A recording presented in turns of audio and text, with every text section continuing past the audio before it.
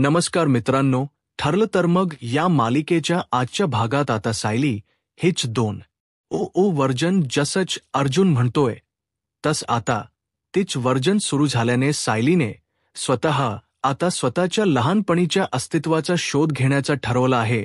त्यासाठी सायली अर्जुन आता लोखंडेच्या तिकडे वेगवेगळ्या सत्यांचा आता उलगडा होताना आपल्याला पाहायला मिळणार आहे। कारण की सायली जेव्हा लोखंडेच्या घरात अर्जुन सोबत जाणार तेव्हा अर्जुनला एक मोठा पुरावा सायली नसल्याचा तिथे सापडणार आहे। त्याचप्रमाणे आता हा पुरावा सापडल्यामुळे पुढच्या त्याच्या आधारे सायली जेव्हा सदाशिव मैनावतीला घेऊन मधुभाऊंकडे जाणार तेव्हा मधुभाऊ स्वतः सायलीला ती मैनावती व सदाशिव यांची मुलगी नसल्याचे सत्य सांगणार आहेत। त्याचप्रमाणे जी त्यांची मुलगी आहे तिचं नाव प्रिया आहे हे सगळं सत्य आता अर्जुन व सायली यांना समजणार आहे। त्यासाठी व्हिडिओ अगदी शेवटपर्यंत नक्कीच एन्जॉय करा। तर मित्रांनो, आतापर्यंत आपण मालिकेत पाहत होतो की सायली ही तिच्या अस्तित्वाची लढाई आता सुरू करत आहे। म्हणजेच आता अर्जुन आणि सायली दोघ जणही लोखंडेच्या घरी धाड टाकणार आहेत। हो, एका प्रकारे ही धाडच आहे, कारण की सायलीने त्या ज्या चाव्या असतात त्या तिच्या म्हणजेच मैनावतीच्या खोलीतून घेतलेल्या असतात। त्यामुळे आता सायली अर्जुन जेव्हा घर उघडतात तेव्हा अर्जुन सायलीला विचारतो की सायली, आजूबाजूला बघ, आसपास परिसर बघून तुला असं वाटतंय का की इथे तू लहानपणी वाढलीयस किंवा इथल्या काही या गोष्टीशी या जागेशी असलेल्या तुझ्या काही आठवणी आहेत का? तेव्हा सायली म्हणते की नाही अर्जुन सर, मला असं काहीच जाणवत नाहीये। या जागेशी माझ्या कोणत्याच आठवणी नाहीयेत किंवा लहानपणी मी इथे खेळलीय किंवा मला काहीही जाणवत नाही असं सायली अर्जुनला बोलून दाखवते। त्याचमुळे आता अर्जुन हा शांत बसतो आणि पुढे मग ते पुढच्या तपासाला सुरुवात करत असतात। तर इथे मैनावती मस्तपैकी खात असते, त्यामुळे तिला सायलीच्या बद्दलच सत्य प्रियाला समजलेलं असतं, म्हणून प्रिया ही मैनावतीला तिथून हलवते आणि म्हणते की मी तुम्हाला तुमच्या घरी घेऊन जाते आणि तिला मुद्दामच खोट सांगत असते की तुमच्या घरी चोरी होत आहे, म्हणजेच तुमची मुलगी ही घरी आली आहे, त्यामुळे तुम्हाला आता मी लवकरात लवकर घेऊन जाते। असं सत्य जेव्हा आता मैनावतीला कळतं तेव्हा मात्र प्रियाच्या गाडीत ती बसते आणि लवकरात लवकर काही करून मैनाबाईला प्रियाबरोबरच सायलीला पकडण्यासाठी पोहोचायचं असतं। गाडीत बसल्यानंतर आता प्रिया तिला सगळं सत्य सांगू लागते की तुमच्या घरी ती सायली चाललेली होती, तिला मी बोलताना ऐकलं आणि म्हणूनच आता मी तुम्हाला हे सगळं सत्य सांगत आहे, त्यामुळे आता तुम्ही लवकर चला। मैनाबाई तिला म्हणते की अगं बाई, तू लवकर चल की तुझी गाडी किती डुगू चालतीये, टुकू चालतीये, चल लवकर। तेव्हा आता इथे प्रियाची गाडी नेमकी बंद पडलेली असते, त्यामुळे प्रिया आता विचार करते की चला गाडीत न बसता आपण रिक्षाने जाऊया आणि पुढचा शोध घेऊया। तसंच आता प्रिया आणि मैना दोघी जरीही मायलेकी रिक्षात बसून आता स्वतःच्याच घरी जायला निघालेले असतात। त्याच वेळेला आता हे सगळं होत असताना मैना म्हणते की अगं हे काय, माझ्या खोलीचा दरवाजा तर उघडाच आहे। त्यावेळेला मग प्रिया म्हणते की मी तुम्हाला सांगितलं होतं ना, तर तुम्ही काय तिथे टाइमपास करत बसलात? बरं ठीक आहे, आता थांबा, आपल्याला इतक्यात घरी जाता कामा नाही तर मग आपल्यावर संशय येईल, म्हणून मुद्दाम प्रिया तिला तिकडेच थांबवत असते की जेणेकरून तुम्ही इथेच थांबा आणि आतमध्ये गेलात तर प्रॉब्लेम होईल। सायली आता आतमध्ये येते। अर्जुन आणि सायली दोघ जणही मैनावतीच घर संपूर्ण बघत असतात। सायलीला तो विचारतो की हा फॅमिली फोटो बघ, याला बघून तुला लहानपणीच काही आठवत आहे का? त्यावेळेला मग आता सायलीला तो म्हणतो की म्हणजे कसं आहे ना, यावरून आपल्याला एकही मदत होऊ शकतं। तुझ्या मनाचा कौल काय आहे? सायली अर्जुनवर भडकत्याने म्हणते की अर्जुन सर, मी तुम्हाला सांगितलेलं आहे, मला यापैकी काहीही आठवत नाहीये। म्हणजे ह्या कोण आहेत किंवा काही या बहिणींबद्दल पण मला काही आठवत नाहीये। आता अर्जुन तिला म्हणतो की बरं ठीक आहे सायली, तुला आठवत नसेल तर ठीक आहे. आता ते लोक बाकीच्या गोष्टी शोधायला लागतात. तिथेच बाजूला एक ट्रंक असते आणि तिथे त्यांचं जे काही शिलाईत सामान असत ते सगळं त्याच्यामध्ये मध्ये ठेवलेलं असतं. म्हणूनच आता ते सगळं शोधत असतात. त्याच वेळेला सायली आता हे सगळं बघत असते आणि म्हणते की अर्जुन सर, हे तर सगळं शिलाईत सामान आहे. अर्जुन म्हणतो की सायली बघ, लहानपणीचा तुझा एखादा फ्रॉक किंवा काही ड्रेस वगैरे आहे का याच्यामध्ये. तेव्हा सायली ते बघायला लागते आणि अर्जुनला म्हणते की याच्यात मला काही दिसत नाहीये ते. हा मग तेव्हा अर्जुन हे सगळं बघत असताना तो म्हणतो की हा बघ, हा फ्रॉक म्हणजे जेमतेम तुझा असेल असं वाटते मला. बाकी सगळ्या बहिणी ह्या तुझ्या मोठ्या होत्या, मग हा तुझा फ्रॉक आहे का. त्यावेळेला मग सायली म्हणते की अर्जुन सर, हा ना फ्रॉक मला म्हणजे प्रियासारखा वाटला लहानपणी ना, प्रिया असेच कपडे घालायची. तेव्हा आता अर्जुन म्हणतो की नेमकं प्रियाचं नाव इथे मध्ये कशाला येते. तेव्हा अर्जुन इग्नोर करतो आणि म्हणतो की ठीक आहे, राहू देत. आणि त्यानंतर मग सायली म्हणते की अर्जुन सर हो, यामध्ये ना कुठल्याही गोष्टी माझ्या दिसत नाहीये. जर माझं लहानपण इथे गेलं असेल तर इथे माझ्या ओळखीची एक तरी गोष्ट असायला हवी होती, परंतु इथे या ओळखीची एकही गोष्ट दिसत नाहीये. याचा अर्थ तुम्हाला समजतोय का अर्जुन सर? माझा जो संशय आहे ना तो खरा आहे. खरंच इथे जे काही चाललंय ना ते वेगळंच चाललंय, मला वेगळंच वाटते. तेव्हा मग आता अर्जुन म्हणायला लागतो की सायली ठीक आहे, आता आपण एक काम करूया, इथून निघूया. तेव्हा आता तितक्यातच त्यांना डायरी सापडते. म्हणूनच अर्जुन त्या डायरीवर कॉल करतो. तेव्हा तर तो नंबर बंद लागत असतो. त्यामुळे आता अर्जुन ती डायरी स्वतःकडेच ठेवतो, जेणेकरून पुन्हा एकदा त्यावर कॉल करण्याची वेळ आली तर. म्हणूनच आता तो डायरी हा स्वतःकडेच ठेवतो आणि हे सगळं होत असताना मैना पाहत असते आणि मग दोघ जणही बाजूला लपतात, म्हणजेच प्रिया आणि मैना. कारण दोघी जण जर समोर दिसल्या तर संशय येणं हे खात्रीशीर आहे. त्यामुळे त्या दोघी जण आता लांब असतात. तर इथे अर्जुन आणि सायली हे दोघ जणही घरी यायला निघालेले असतात. अर्जुन म्हणतो की सायली, मला ना काहीतरी विचित्र वाटते. म्हणजे त्या घरात तुझ्या ओळखीची एकही गोष्ट कशीशी नसू शकते. अर्जुनला असं म्हटल्यावर सायली म्हणते की मग मी तुम्हाला बोलले ना सर, मला जरा काहीतरी वेगळं वाटते. म्हणजे मला खरंच असं मनापासून वाटत असतं की हे माझे आईवडील नाहीयेत. कारण की जर माझे आईवडील असते तर मला त्यांच्याबद्दल काहीतरी वाटलं असतं, परंतु मला त्यांच्याबद्दल काहीही वाटत नाहीये. यामुळे मला जरा विचित्र वाटतं. त्याच वेळेला आता अर्जुन हा सायलीला म्हणतो की सायली, आपण एक काम करूया, आपण नाही जे हा जो नंबर आहे ना याच्यावर थोड्या थोड्या वेळाने सारखं ट्राय करत राहूया. म्हणजे कसं आहे ना, लवकरात लवकर आपल्याला त्याबद्दल काहीतरी नक्कीच सापडेल. म्हणून आता अर्जुन हा सायलीला त्याबद्दल अलर्ट करतो.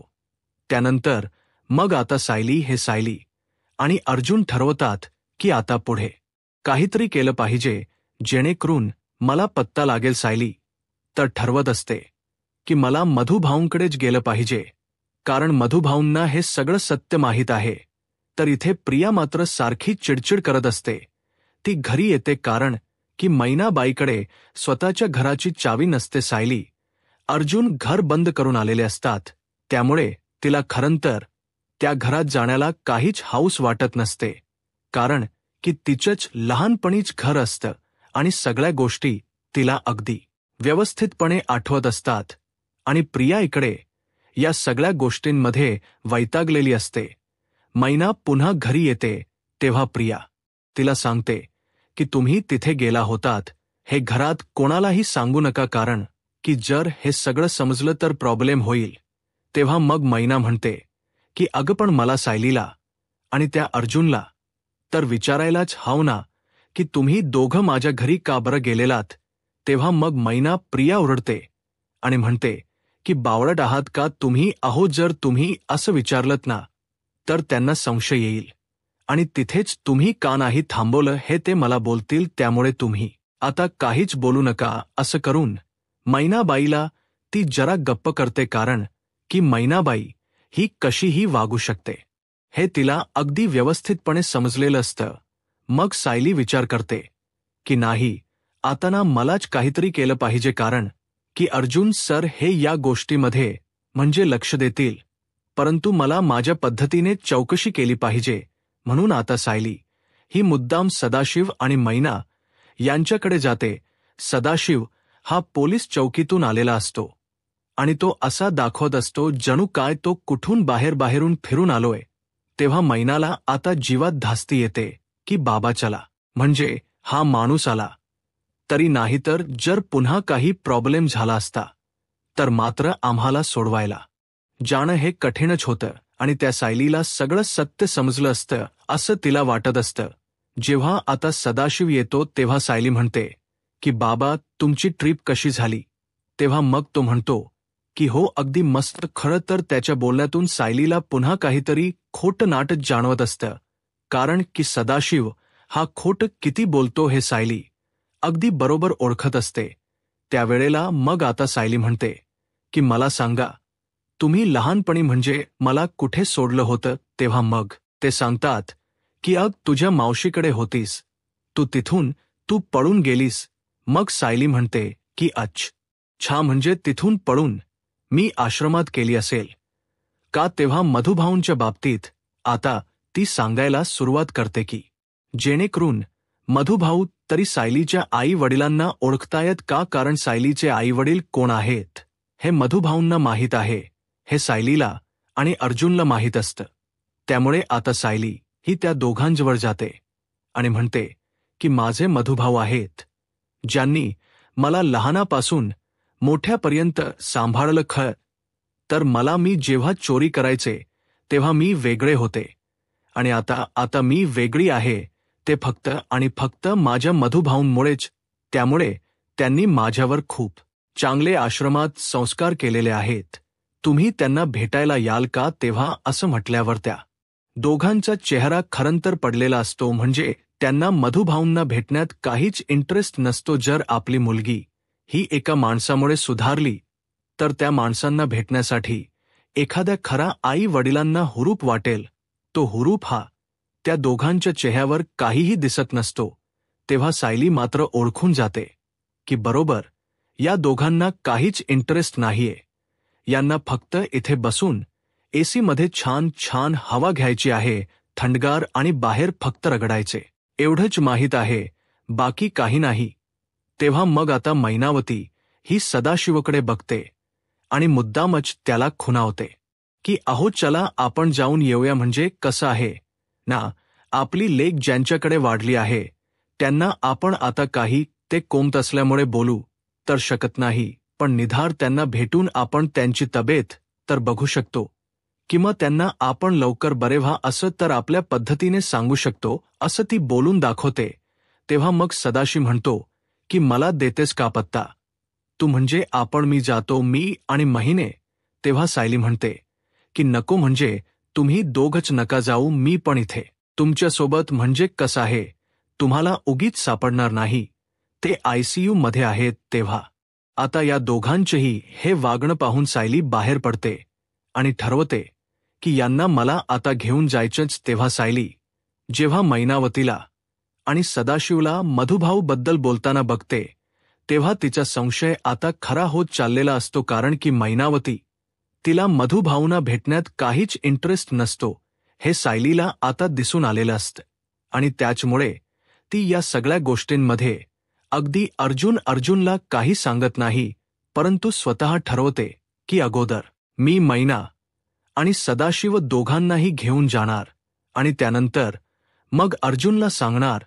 त्यावेळेला आता सायली हे मैनावतीला सांगते की आई चल, तू तयार आहेस का, आपण निघूया, कारण कसं आहे ना, ICU मध्ये भेटण्यासाठी वेळ असते आणि ती वेळ मर्यादा पाळावी लागते. त्यामुळे चला दोघ जणही. आता सायली खरंतर तिच्या मधुभाऊंना भेटणार म्हणून खूप आनंद असते, परंतु मैना आणि सदा दोघांच्याही चेहऱ्यावर अगदी 12 वाजलेले तिला दिसून येत असतात. कारण की त्यांना तिथे भेटायला जाण्यामध्ये काहीच इंटरेस्ट नाहीये हे सायलीने अचूक ओळखलेलं असतं. त्यामुळे आता ते दोघे जणही जेव्हा सायली सोबत जातात त्यांचा चेहरा पडलेला असतो. सायली प्रत्येक गोष्ट नोटीस करत असते की हे दोघंही कसे आहेत. सायली ही त्यांच्या अगदी अपोजिट आहे हे तिला व्यवस्थितपणे समजलेलं असतं. त्यामुळे ती आता म्हणते की आपण जाऊया तर इथे मधुभाऊंकडे. जेव्हा सायली भेटायला जाते तेव्हा मधुभाऊंची तब्येत तर स्थिर असते, परंतु अजूनही ते हलकेसे कोमामध्ये असतात आणि थोडीशी त्यांच्या हातांची हालचाल होत आहे असं अर्जुनला डॉक्टरांनी सांगितलेलं असत. त्यामुळे सायलीला खरंतर त्यांना पाहून आनंद होतो. जेव्हा सायली जाते तेव्हा सायली म्हणते, मधुभाऊ तुम्ही कसे आहात? मधुभाऊ डोळे बंद करून फक्त उत्तर देतात. त्यानंतर मग आता सायलीला जरा बरं वाटतं की निदान मधुभाऊ डोळ्यांची उघडझाप करून तरी प्रश्नाला उत्तर देऊ शकतील. म्हणूनच आता सदा आणि मैना हे दोघंजणही समोर येतात. सायली म्हणते की मधुभाऊ हे बघा, अर्जुन सरांनी माझे आईवडील शोधून आणलेत. सदाशिव लोखंडे आणि मैनावती लोखंडे हे दोघ जणही माझे आईवडील आहेत. आणि मधुभाऊ अर्जुन सरांनी तो पत्ता शोधून काढला. तुम्ही त्यांना सांगितलं होत ना की माझे आईवडील जिवंत आहेत. तेव्हापासून मधुभाऊ सगळ्या गोष्टींना शोधण्याच्या अर्जुन सर मागे लागलेत. त्यामुळे आता त्यांनी माझे आईवडील तर शोधून काढलेत. पण मधुभाऊ मला कळत नाहीये, तुम्ही असे व्यवस्थित व्हा ना, मग नक्कीच तुम्हाला आनंद होईल. म्हणजे तुम्हाला आनंदित पाहिल्यावर मला आनंद होईल मधुभाऊ, कारण की माझं वडिलांसारखं पालनपोषण तुम्ही केलं ना. मधुभाऊ उठा ना मधुभाऊ, आज सायली त्यांना म्हणत असते. परंतु मधुभाऊ आता डोळ्यात थोडंसं पाणी काढतात. सायलीला कळत की मधुभाऊंना त्यांच्या ज्या काही संवेदना आहे त्या जाणवत आहेत. मी बोलते त्यांना समजते. म्हणून आता जेव्हा मैनाबाई आणि सदाशिव दोघजण बोलतात की नमस्कार, आम्ही सायलीचे आईवडील, तुम्ही तिला सांभाळलत नात याबद्दल खरंच तुमचे खूप खूप आभार. बरं सायली, मला ना इथे ICU मध्ये जरा भीती वाटते, आम्ही जरा बाहेर थांबू का? तेव्हा असं म्हणून ते दोघंजणही बाहेर थांबतात आणि तुटक मुटक का होई ना कसं तरी बोलून ते बाजूला निघून जातात. त्यानंतर मग सायली की ते दोघं गेल्याची खात्री करते आणि मधुभाऊंना विचारते, मधुभाऊ तुम्हाला खरंच असं वाटतंय का की या सगळ्या ज्या काही गोष्टी आहेत त्या ख्यात, म्हणजे आता जे तुमच्या समोर सदाशिव आणि मैनावती होते म्हणजेच लोखंडे होते, ते खरंच माझे आईवडील आहेत का? म्हणजे तुम्हाला माझ्या आई वडिलांबद्दल माहिती आहे मधुभाऊ, आणि त्यानंतरच तुमच्यावर हल्ला झाला होता. त्यामुळे प्लीज मला सांगा ना मधुभाऊ की खरंच माझे आई वडील हे आहेत का? कारण मला त्यांच्याविषयी संशय आहे की माझे आई वडील नसू शकतात आणि ते माझं जे वर्णन करतात त्या वर्णनाप्रमाणे मी जाणवतच नाहीये मधुभाऊ. मला असं जाणवतं की हे माझं अस्तित्वच नाही. तेव्हा मग तुम्ही प्लीज खरंच मला सांगा की हे खरंच माझे आईवडील आहेत का? म्हणजे तुम्हाला जेव्हा माहीत पडलं होतं की माझे आईवडील कोण तर ते हेच आहेत का? तेव्हा असं म्हटल्यावर मधुभाऊ डोळे बंद करतात. सायली पुन्हा त्यांना कन्फर्म करते. तेव्हा मधुभाऊ डोळे पुन्हा बंद करतात. सायली म्हणते की थक्यू मधुभाऊ, माझा जो काही संशय होता तो खरा ठरला. हे माझे आईवडील नाहीत. आता सायली ठरवते की हे सगळं जाऊन मला अर्जुनला सांगायचं आहे, कारण की मधुभाऊंकडून जे काही सत्य समजले ते तिला काही करून अर्जुनला सांगायचं असतं. म्हणूनच आता सायली ही घरी येते. तेव्हा मग अर्जुन म्हणतो की बायको, अगं काय झालं, तू अशी डिस्टर्ब का बसली?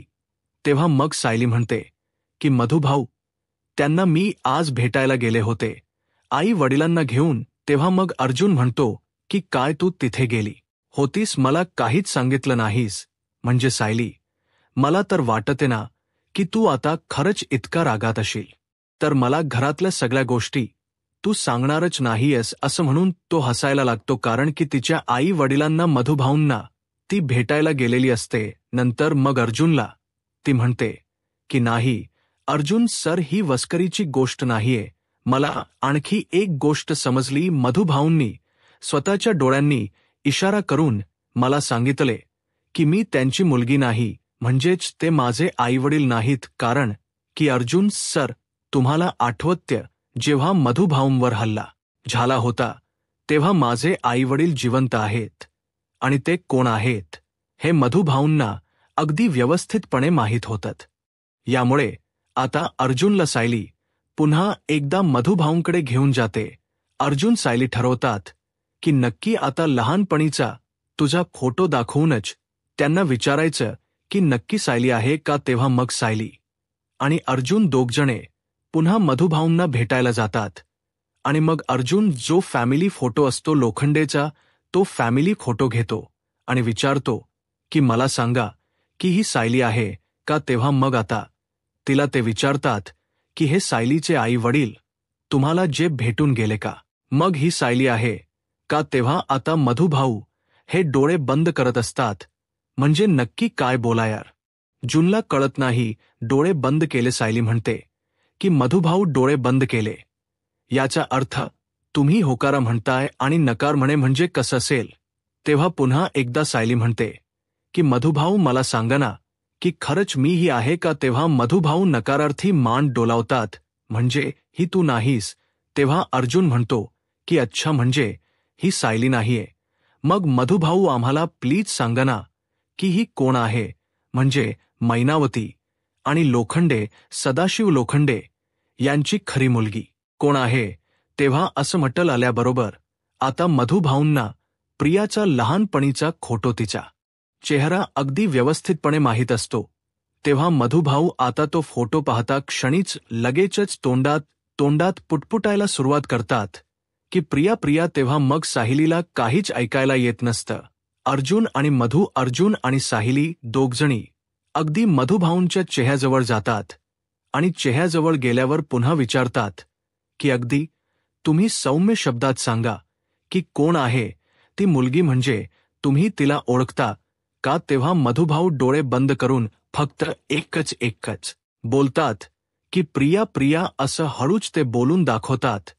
तेव्हा आता मात्र हे सगळं झाल्यानंतर अर्जुन आणि सायली यांना धक्काच बसतो की बापरे, म्हणजे ही मुलगी ही प्रिया आहे. तन्वी म्हणजे तन्वी ही रविराज आणि प्रतिमा यांची मुलगी नाही हे सत्य आता त्यांच्या समोर आलंय. त्याचप्रमाणे प्रिया ही तन्वी नसल्याच सत्य येऊन मैनावती आणि सदाशिव दोघांची मुलगी ही प्रिया आहे हे सत्य आता अर्जुन सायली सगळ्यांसमोर आणणार, आणि सायली आणि अर्जुन कशा प्रकारे मैनावती आणि प्रियाला घराबाहेर अकलून त्यांचे सगळे कारस्थान सगळ्यासमोर आणणार आणि रविराज प्रतिमाला ती त्यांची मुलगी नसल्याच सत्य सांगणार. मग आता पुढे काय होईल हे पाहायलात ताच माझा महाराष्ट्र या यूट्यूब चॅनलला सबस्क्राईब करा. धन्यवाद.